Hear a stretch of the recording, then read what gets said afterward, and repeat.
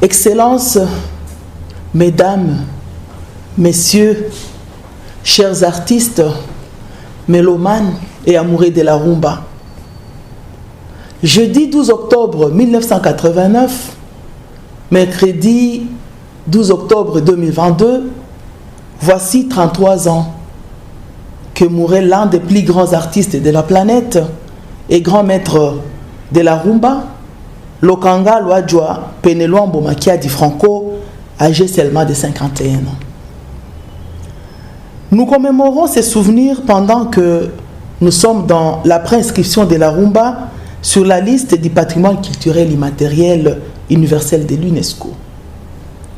Aujourd'hui donc, nous rappelons au monde que c'est aussi grâce aux innovations artistiques de Luambo Makiadi Franco que la rumba a été admirée, appréciée, cotée à travers le monde.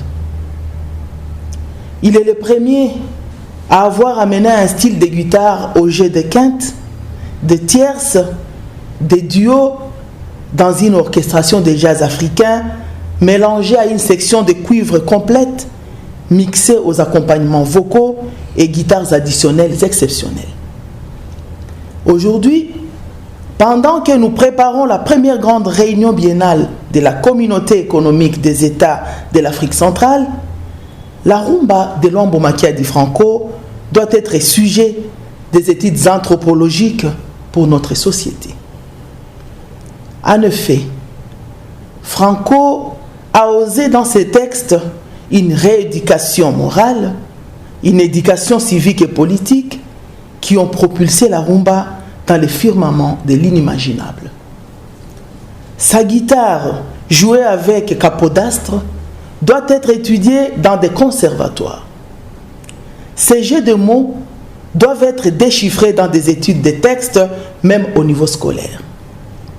Son apport en Afrique centrale, dans toutes les cultures de la CEAC, font de certains de ces titres intemporels. Nous n'allons jamais oublier la chanson de 1961, quand Luambo Makiadi exhortait les autorités du gouvernement de Cyril Adoula, Bobongisa Mboka. Les titres des chansons de Franco sont tous des chefs-d'œuvre qui ont éduqué le masse. Kabaka, La vie des hommes, Très impoli, Mario, Flora, Attention à Sida, Tailleur, 12 600 lettres, et j'en passe.